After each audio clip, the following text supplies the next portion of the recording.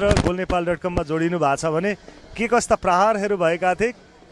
कुन टिमबाट तपाईले हेर्न सक्नुहुनेछ हाइलाइट्समा goalnepal.com को अफिसियल सङ्घका साथमा हामी तपाईहरुलाई हाइलाइट्स देखाउँदै छौं हेर्दै गर्नुहोला goalnepal.com दोस्रो हाफमा उपस्थित हुनेछौं